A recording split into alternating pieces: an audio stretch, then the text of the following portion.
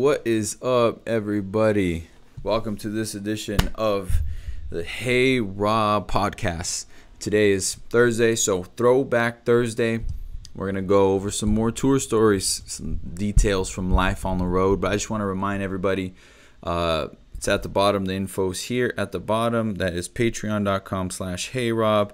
We're going to do this for about 20 minutes or so, share some stories with you guys, and then we're going to head over to patreon.com/HeyROB, and we're going to go into the overtime feature. Sometimes we go 5 minutes, sometimes we go 5 hours. Okay, we've never gone 5 hours, but sometimes we'll take it a little bit longer and take more fan questions and stuff like that. And the last one, they asked Josh a couple questions about what it's like to tour with Escape the Fate.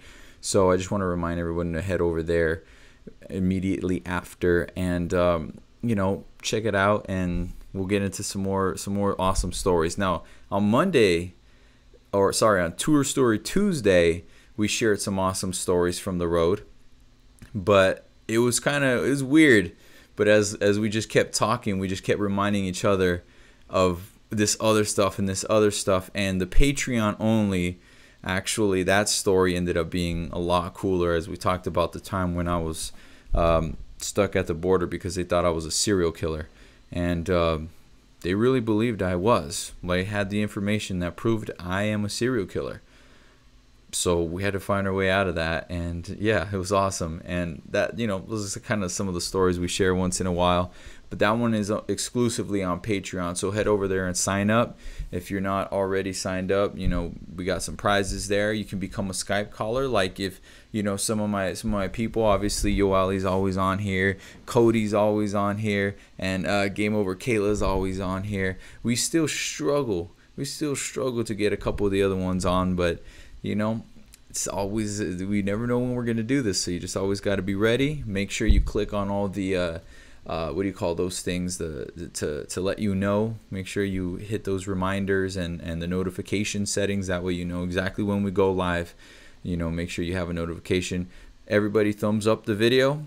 Make sure you're liking it. Making sure you share these links on Twitter and all that stuff. Matter of fact, I'm going to tweet this right now, so you guys can get some other people on here. And yeah, it'll be fun. Make sure you guys share this stuff so we can get more fans to be a part of it and all that good stuff.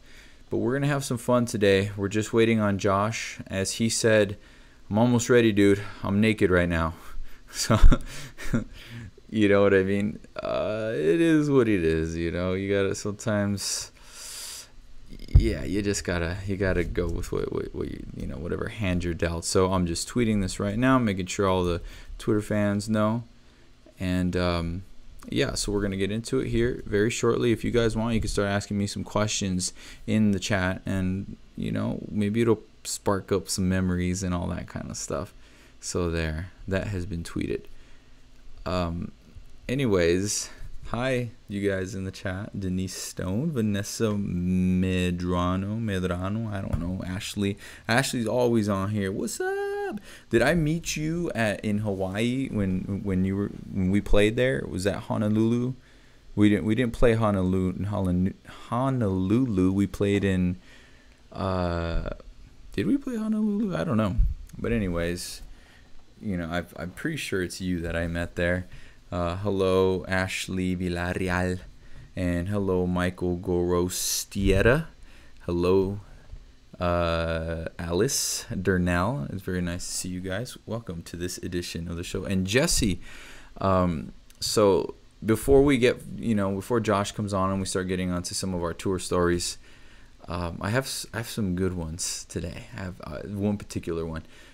And just wait for him to get on, because he can vouch for me on when I'm sharing this.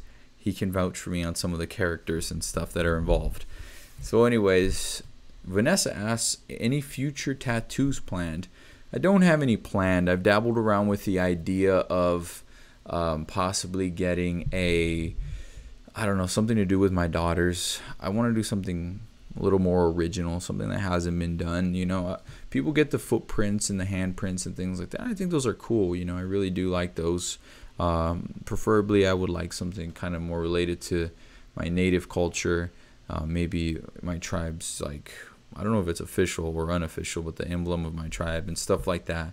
I would like to get something like that, but I'm not in a rush to get any tattoos. I'm not a tattoo guy.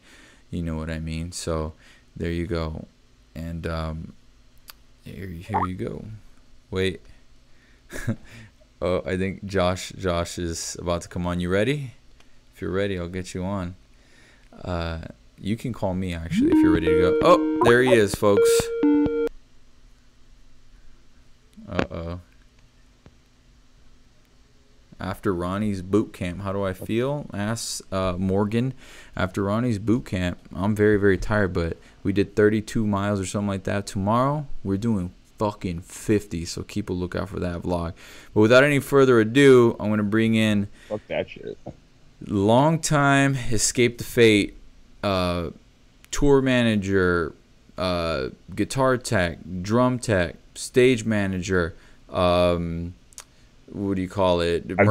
Merch guy, loader, unloader, freeloader, sparring partner, podcaster, storyteller, fluffer, coat bearer. What else we got? A therapist. Basically, when it comes to Escape the Fate, Josh has done it all. So everyone, if you could get his fucking camera back on, everyone. It's freezing on my end. Please welcome. Hold up. We're good. Josh to the show. There he is. Oh Lord, I hope that D stands for fucking dummy and not fucking. You're from Sacramento. Yes, I am. So you're in the NorCal district, yes. Mid to north. So that would probably mean you're either a former Oakland Raiders fan or a current 40 Miner fan, right? I am a current and neither fan. Never been, never was. Families, though, were fans of both. And actually, we'll segue back to this. I wore this specifically to segue a little bit later on, but I do recall there's a story you told me one time about Dallas and or it might not even been in Dallas, but it was in a strip club somewhere. Oh my gosh. And I feel like it was like a story of Omar, because I never got the pleasure to tour with Omar because he had left before I jumped on. Yeah, and but you knew Omar before, right? Yes, I did. I did. So you knew Omar before the actual like Escape the Fate. You knew him in Love Hate Hero, right? I actually didn't know Omar in Love Hate Hero. Actually, I didn't meet Omar probably until you guys first started touring. I knew of him because I knew the Love Hate dudes, but I never actually. He had already moved out to Vegas before I got the chance to actually get to know him. Yeah. See, so everything's intertwined with everybody. You know what I mean? It is. But either way, so I believe what you're referring to. By the way, did you post this link up? Because I didn't get the email that this the show was happening. Well, the link is not on the Patreon because we're gonna go to the Patreon only immediately after we get done here. This is your. This is live. This is on YouTube. This is open to everybody right now. That's cool. I didn't get that email either because I always get that email as well. So. Well, I don't know, but we're live. We're live. Show that link out there again, everybody. The fans got it because they're here. So basically, what you're referring to, that D means Dallas. I know you're a piece of shit, Dallas cow. Fucking, they're not even America's from. team, they're not even in Dallas. They're in Arlington. So you're a fucking Arlington, Texas Bullboy fan, and that's complete bullshit to me. But anyways, as you're referring to Dallas, which we talked about on Tuesday, and Tour Story Tuesday, we talked about. Some stories in Dallas and some stories involving the clubhouse strip club. So this is another story involving that particular strip club. And you're asking about Omar. Well, see, Omar, and I hope to get him on the show. He actually texted me the other night on Tuesday. Actually, he texted me. We were talking a little bit. And he's going to come on one of these days. We're trying to set up a time, and he'll share some of his story so you could see his perspective, right? But, he'll tell you some of this stuff himself. But Omar was like Dr. Jekyll, Mr. Hyde type of guy. Okay? If he wasn't drinking, fucking nicest guy. He was the dad of the band. He was super cool, always level-headed, making sure everyone's, saw each other's sides, kind of kept us all together. Super cool guy. He got to drinking. He was fucking fun, amazing guy, right? He got to drinking more, which he always did. He started to get kind of weird. And when he drank even more, he was one of those dudes that was a zombie. But he was also pretty big, too. Yeah. And dude, he, on more than one occasion, it got pretty fucking hectic, right? So this is how it happened, right? We realized we were in the RV at that time, and we drove the whole fucking RV from the venue, and we went over to, I don't even know where we played that day. I have no recollection of the show itself whatsoever. It might have been the House of Blues, but I don't think so. So back then it was, it was Ronnie. It was original probably the Door then. Where? The Door. You know where we played in Trees a few years back?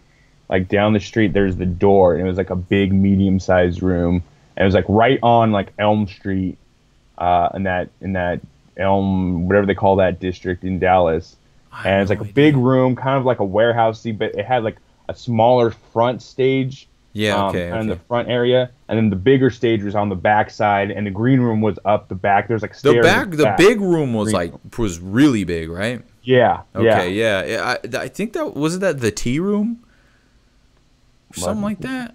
I think that's what.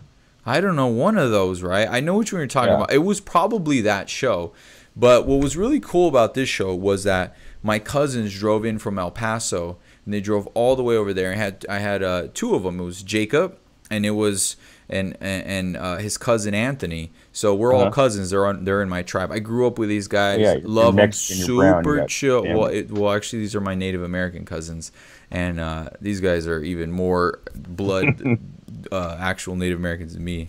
But anyways, they drove out. So we were having a good time. They took me and Monty to Whole Foods. And we just we were just having a good time. We get to Whole Foods, the health food store, right? We order our fucking, vegan sandwich, fucking nothing on it but lettuce, right? Basically. And somehow, I didn't even know Whole Foods had this shit, but they get a big ass pizza, the hugest pizza I ever seen in real life, and fucking cases of beer. I'm like, we're here because we want healthy ass food, and you show up, get a case of beer, whatever. Anyways, we have a good time. Show, don't remember it, but I assume it went pretty well. And Vinnie Paul, as long as you have a laminate, he lets you into the clubhouse strip club for free. Now, Vinnie Paul, drummer of Hell Yeah, former drummer of Pantera. You walk into the strip club. The strip club has, all kinds of Pantera memorabilia, guitars, Dimebags guitars, drums. There's the platinum records and a lot of gold records and things like that, and pictures from all the various other rock stars he's met and stuff. And it's a cool vibe to bring your own beer because it's Texas, and so if no one's ever been there, that's kind of what it's like, right? And we get there and it's cool. We're all having a great night, everyone's enjoying themselves. I don't think I could actually go in. I think I was still too young at that time. I think I was like 18 or something like that. And so anyways, the RV's parked out up front. Omar's drunk. And my cousins are there. They all go in. And I don't know how. Everything's going well. But then we had to leave. So then I see my cousin has his phone. His name's Anthony. We called him T-Bone. We also called him Tony. So it was T-Bone also. He had his cell phone, and then Omar's like, "Where's my phone?" And then I have no idea. These guys go in, they come back, and somehow Omar has T-Bone's phone. And I'm like, what the fuck? And he's like, "Dude, give me my phone back." And Omar's like, "That's my phone. Where's my phone?" And he's like, he was just uttering incoherent nonsense. And my cousin wanted to fight him, but he's like, he wouldn't do it because he's like, that's your boy, I'm not going to start you. I'm not going to fight your guitar player and just ruin your whole band, right? But I'm like, what do I do? Because now this is my fucking bandmate and my fucking, my cousin, my family. So I'm like, what do I do? This guy's crazy. And I'm kind of stuck, and what do I do? And it's like, dude, give him his phone back, Omar. And he goes back into the club. We're like, what the fuck are you doing? Like, what's going on? And then somehow Omar comes back out. He's like, dude, and he's like clenching his fists, right? And Omar comes back out. This time he has no phones. It's just like, what is going on? And I can't go in and try to figure out the situation. I'm too young. They won't let me in. And I'm like, what the fuck do I do? We gotta find this guy's fucking phone. His phone's missing. Omar just fucking lost his phone. What do we do? And I don't know what the fuck happened. And I'm telling him, dude, just calm down. We'll figure it out. He's drunk, dude. Just, just be patient, blah, blah. Trying to calm the situation down. And then, I don't know how, but by some fucking divine miracle, okay, someone comes out. I think his first cousin, which is like, I think they're like my third cousins, and he brings out fucking 2 cell phones and then hands them back, or they somehow each came out with the other cell phone and they swapped. But I don't know. And this was the day of sidekicks and fucking flip phones and weird shit. These weren't cool iPhones, where it was in your pocket at all times. These were, I don't know, man. But next thing I know, we're fucking, see, this is where it gets interesting. We're actually in the RV at this point, right? Have you ever dealt with Omar's temper? No. No, I've right? I've never had to deal with that. It's rare. It's rare because he's such a nice guy. That night it came out, and all of a sudden, we just like, we're in this RV and we're fucking driving off, and all of a sudden, we just hear this fucking loud ass bang. Fucking Omars comes out of the fucking bathroom all pissed off looking. He sits down, and I go in there. This is under my name, mind you. I put my name to rent the fucking RV. And now I come out, and I'm like, I go into the bathroom, and I take a look, and there's a giant fucking hole in the wall of this thing. Oh my, like, it was huge, and it went through. I'm surprised it didn't go through the whole fucking, into the other front lounge area. And Omar, in his drunken fit, somehow conjured up the fucking idea to say, oh, well, he hit the brakes and my head banged into it. And so that's what he was saying. We're like, no way, dude. That did not happen. There's no way this happened. And he clearly punched the fucking thing, right? He obviously punched a fucking hole in it. He was so mad that we were mad at him for taking my cousin's phone that he punched a hole in the wall. Now, mind you, he was responsible for all of this night's events. All very confusing, and everyone was drunk, so no one has a clear-cut story of the exact chain of events. But all I know is it's his fault the phones went missing. He took my cousin's phone. He punches a hole in the wall. It's under my name, so now I'm worried I'm going to lose the deposit for the band. We're going to be out thousands of dollars, and the band's not going to want to pay it, and then it's on my name. This is what's going on in my head, right? And everyone else is drunk, and some of them are on drugs, and it's getting nuts. Now, I have no idea how this happens, but all of a sudden, I see Max Green and Omar, and now they're going at it, and we show up at a fucking Burger King, and these guys are like fighting it out. Long story short, long story really long, I'm pretty sure that was the last time Omar played with us. Because they somehow ended up in a fight with Max and everything, and Max rightfully should have fought him from, I don't remember exactly what their argument was about, but they ended up having some kind of dispute of some sort where I don't remember what it was about, but I know that Max was in the right because Omar's drunken stupor it just catapulted the whole thing, right? And he at that point said, I'm not backing down, dude. Omar's a fucking bully. And it was so hard to say that because Omar's always a really fucking nice guy. And dude, it was crazy, man. I can't wait to bring him on to share some of these stories because you got to hear it from his side, I don't know what was going on in his head at that time. Maybe he thought someone stole his phone, you know what I mean? So it was crazy, dude. It was some fun times. I can't believe you never actually toured with Omar. No. See, Omar was at the band 05 to 07.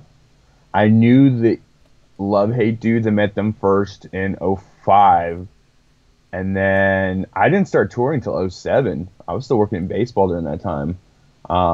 So I came out to a lot of shows back then. Nice.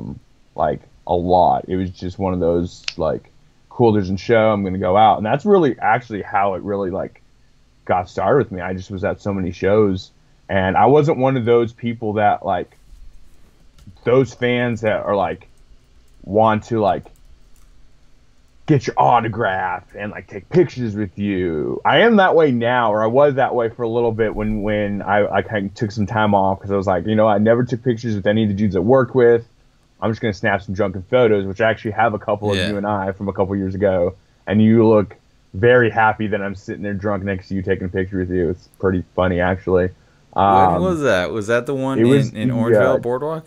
No, it was in that one's a good one, actually. That was a great one. No, it was actually before that one. It was on the I think it was the Dead Masquerade tour. Because I think Alistana was on that, right? And I think that was when TJ first started playing bass with you guys. Yeah, TJ's first show that I remember was actually in his hometown of Scranton, Pennsylvania. The fucking, what is it? The Crocodile Rock Shop? Rock, yeah. Something like that, right? And weird stage, but it's a nice venue. It's the classic for that area. And there's one like, or no, it's separate because there's two in that city.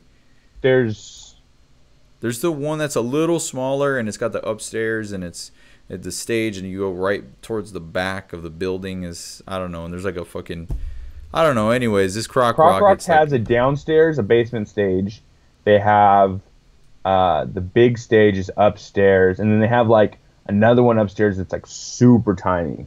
That's like a drum riser. Yeah, dude, but TJ's first show was there, and I remember it. We're like, dude, I don't know what the fuck's going on, man, but you gotta learn these songs, or at least pretend like you know them, and we'll fucking fake it. We'll put them on tracks. We'll throw the tracks. We'll put the tracks up. Fucking Milli Vanilli the bass, dude, because what the fuck, But anyways, like, this person asked, like, just to be straight up right here, where did it go? Let me go back up.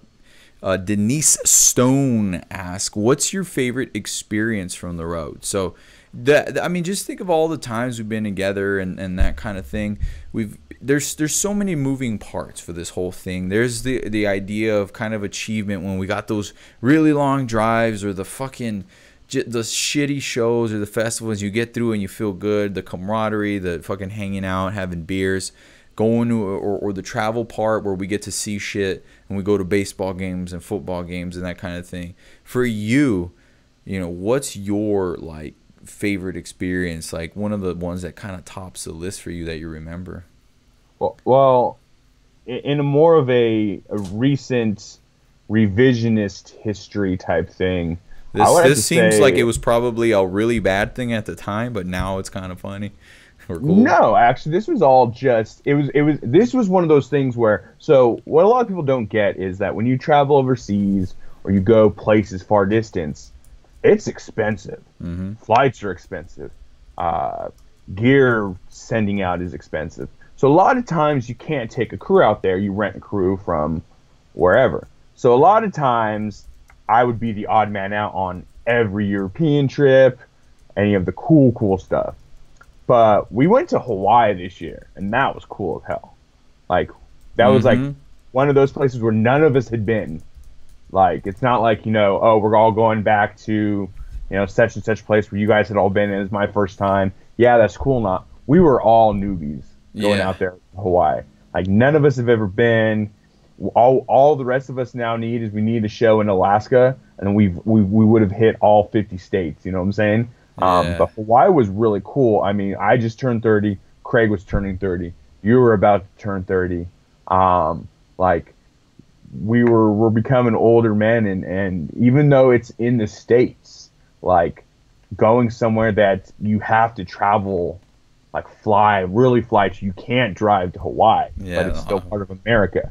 And then I got to go tour and see, where my grandpa was stationed out there. I got to see Pearl Harbor, and I got to see like all that history stuff, and kind of got to go around the island, which was really cool. So from like a more recent that's like been my favorite thing for a long time. As far as if we want to get into the history of things, I would have to say. Wait, Ashley Owens says, and karaoke? What is that about? Oh, Ashley, we can't talk about karaoke. You Now know that. we got to talk about karaoke now. Oh wait, Ashley, I know you. I think your Ashley picture, Owens. her thing is like Ashley Romy or something like that, right? On Instagram. I don't know, Ashley. What's your Insta?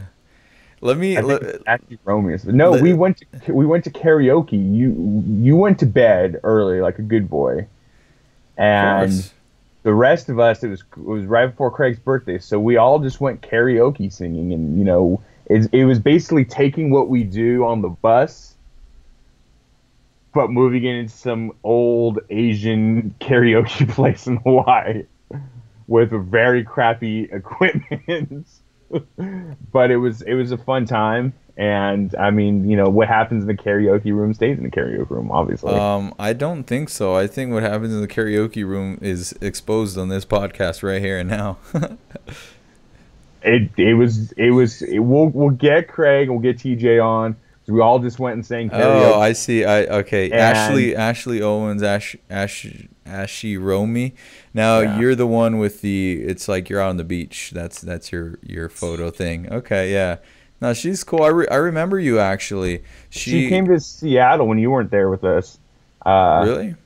Yeah, for Nonpoint, on the Nonpoint tour. And when I saw her in Hawaii, I was like, why does this person look familiar? But I couldn't register it.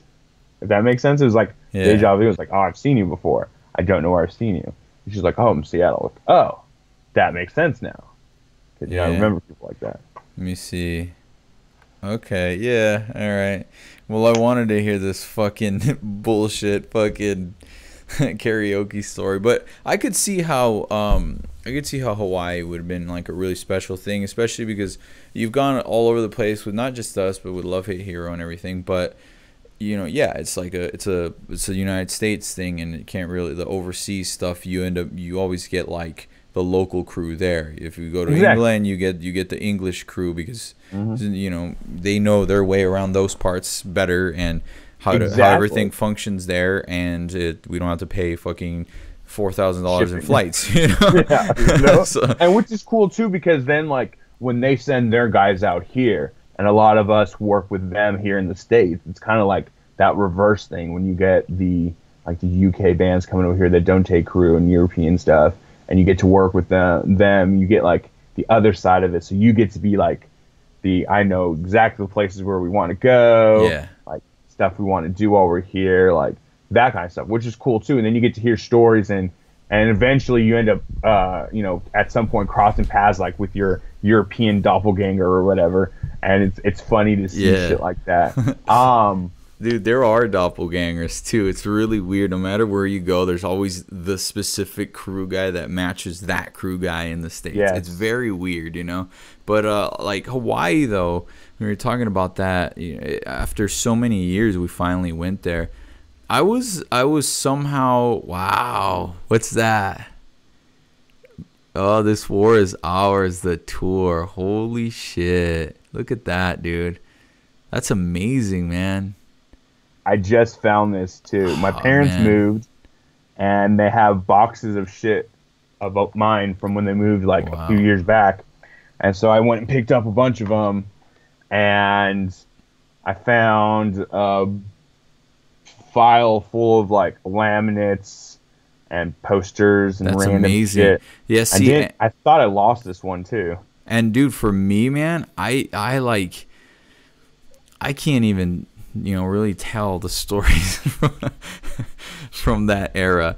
That was nuts. And what's gnarly about that is, because the reality is, baptizing beauties. We were really young at that point. We were in our early 20s. We were early 20s. What do college kids do? You know what I mean? They party and they have fun and they get into trouble and stuff like that. The weird thing about that era, though, is that despite being in all these precarious positions, I I was pretty solid as far as like, you know, like being faithful and everything, and it was No, you were the instigator. I was You the instigated everybody else to get into shit. I suppose and I you were was like the puppet master. I was like this like, puppet master, dude. I was like, if I'm not gonna get into trouble, fucking let's see all these puppets dance, you know. And I ain't gonna lie, man. I definitely had to reach out to Jesus on many occasions to to overcome this. You had to get baptized. That's for sure. Absolutely, man. And it was interesting. We couldn't, you know. There's a lot of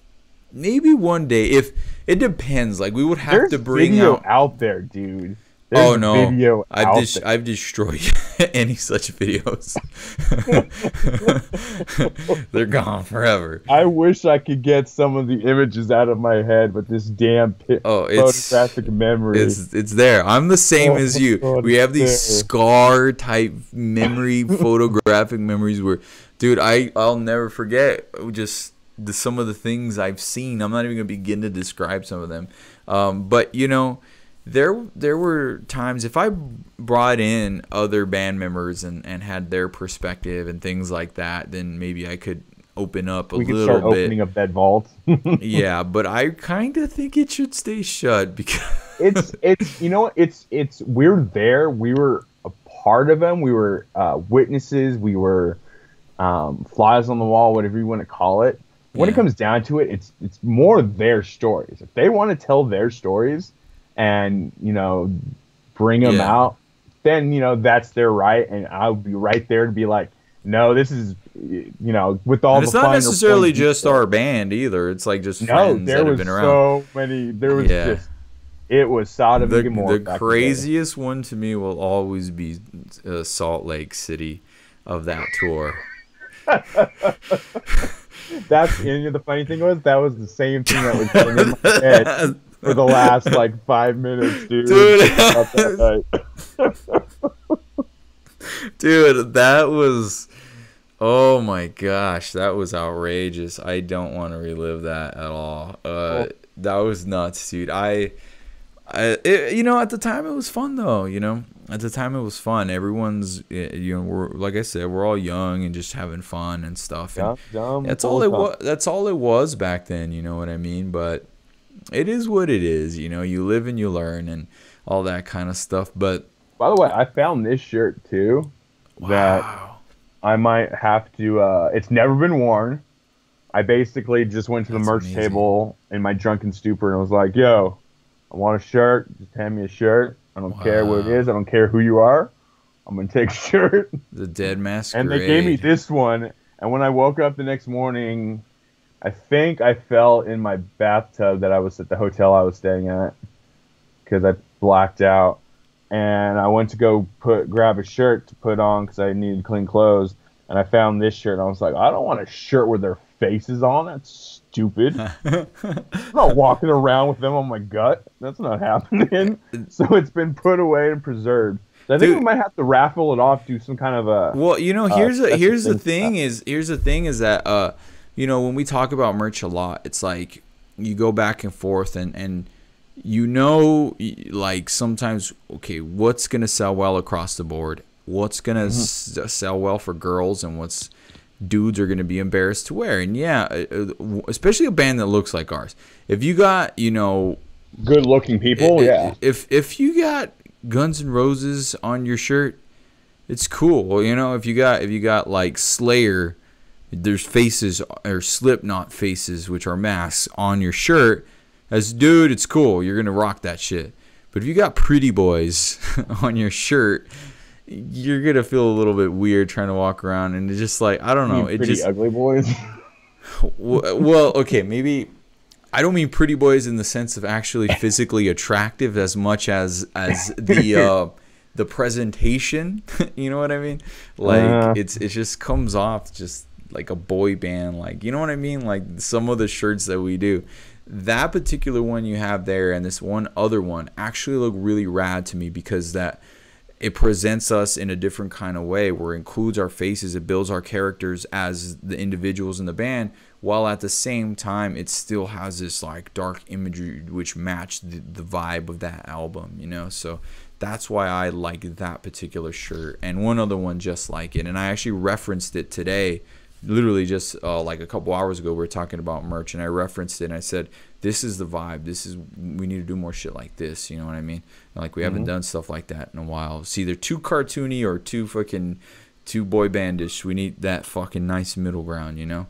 So there you go. But let's go ahead and stop here, man. I shared one or two short stories, but we're gonna head over to Patreon right now, and we're gonna leave this exclusively for the Patreons. And if you're not signed up, patreon.com/HeyROB. It is at the bottom. I think I gotta point this way, and then you point the opposite direction, something like this, right? How do I do it? No, which way my finger goes on the right, screen. Yeah, right. I'm pointing the right way. There we go. Am I pointing the right way? No, point it down. Use your other arm. Now point down. Okay. Well, dude, I'm lagged. It's because it's on delay. That's why. Yeah. So I have to wait. There you go. There you go. Patreon.com/HeyROB. We're gonna head over there now, and we'll do the overtime. We're just the patrons, and maybe we'll answer some of your questions. You know, I liked how last time they asked you questions about the band, you know, itself. That was pretty cool. So we'll see how that goes. And I got some other stuff too, which is, you know, what I'll get back to why I wore this hat specifically. Something that you would actually enjoy seeing. That we'll just put it on the Patreon, and then you got to come and check it out. So awesome. See you guys there. I gotta know. All right, later. Be in Patreon in about 2 minutes. Peace.